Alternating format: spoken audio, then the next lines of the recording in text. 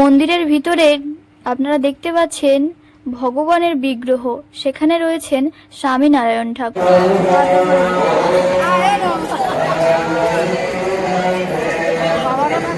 রাধে রাধে। মন্দিরের দেওয়ালের গায়ে কত সুন্দর করে ভগবানের ছবি আঁকা আছে এবং দরজাগুলো কত সুন্দর করে ডিজাইন করা। দেখুন উপরে দেখুন 6টা কলসী আছে সোনার।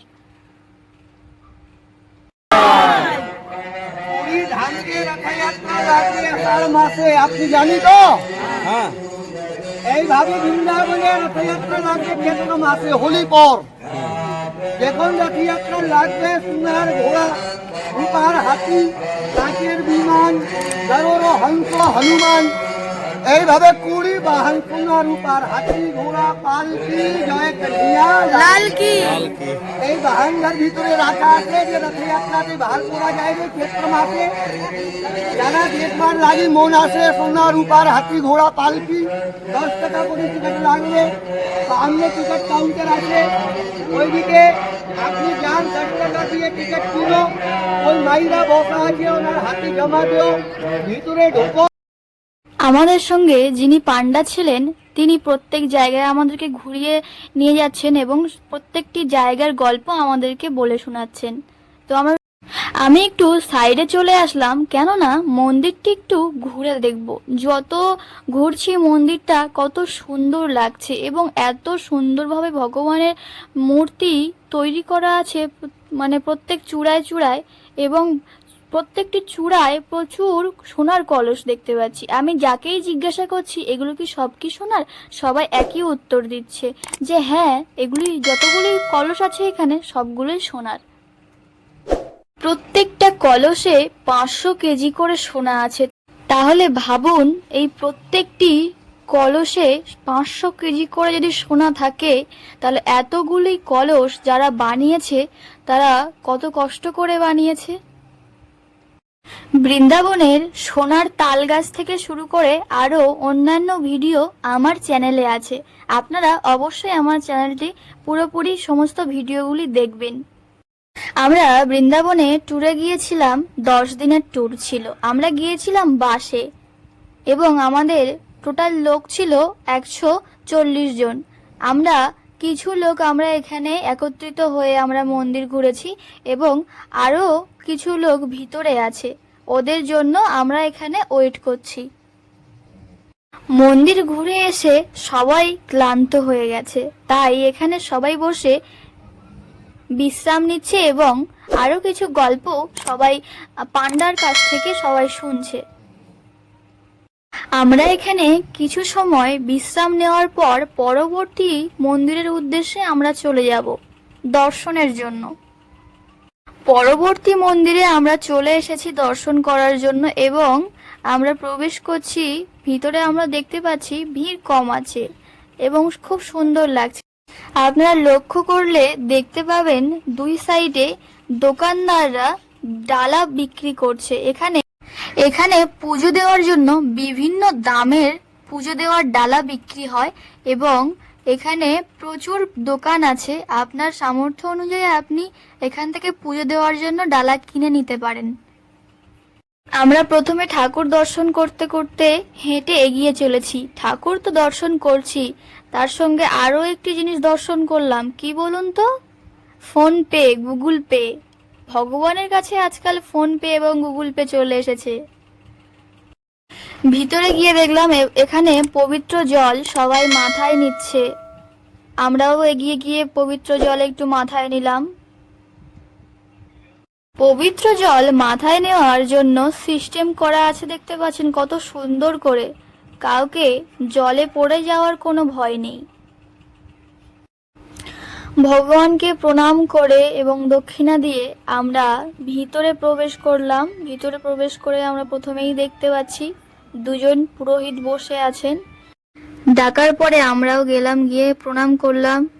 আমাদেরকে একটি সুতো দিল এবং একটি ওড়না দিল। তারপর আমরা মন্দিরের চারিদিক ঘুরে দেখলাম। বা যেমনটা আমরা করে থাকি, এক জায়গা থেকে অন্য জায়গায় যাওয়ার পর আমরা চারিদিক ঘুরে ঘুরে দেখতে থাকি, ঠিক তেমন ভাবেই আমরা চারিদিক ঘুরে ঘুরে দেখলাম। তবে বৃন্দাবনের এই মন্দিরটিতে ঘুরতে গিয়ে আরো একটি জিনিস লক্ষ্য করলাম, যে সুতো নিতে গেলে এক দাম, ওড়না নিতে গেলে আরো এক দাম, মানে সুতো ওড়না মানে আলাদা দাম।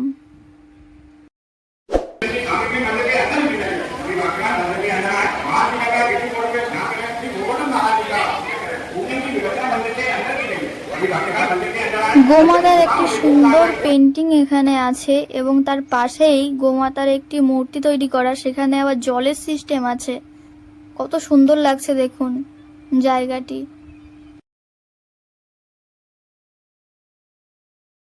জায়গাটি এত সুন্দর লাগছে, বা চারিদিকে ভগবানের নিয়ে যেসব ছবিগুলো টানানো আছে বা আঁকা আছে, এগুলো খুবই সুন্দর লাগছে। তারপর এখান থেকে যে জলাশয়টা আমরা দেখতে পাচ্ছি আরো সুন্দর লাগছে।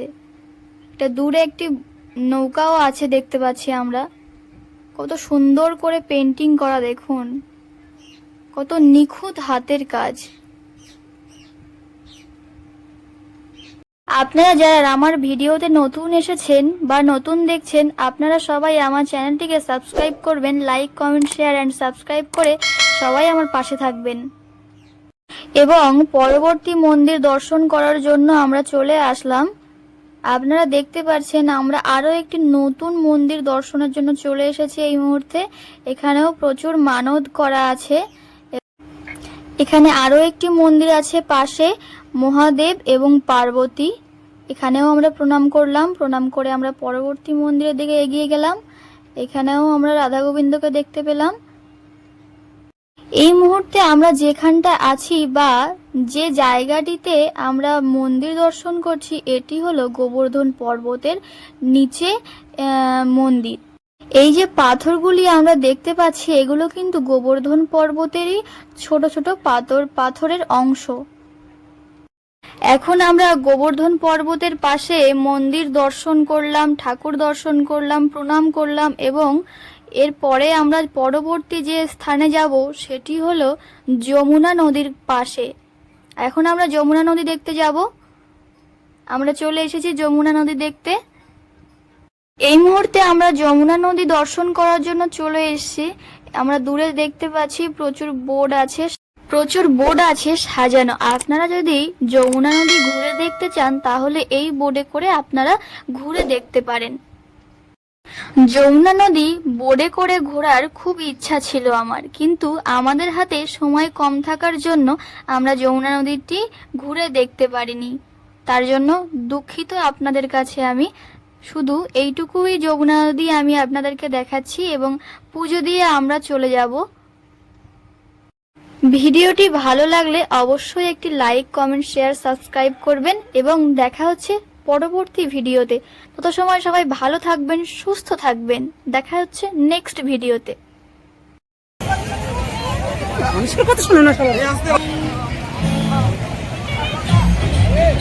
যমুনা মাইয়া কি, বৃন্দাবন ধাম কি, বৃন্দাবন প্রজ্বলিত প্রদীপ শিখা কি, রাধা রানী কি, রাধা রানী কি, রাধা রানী কি।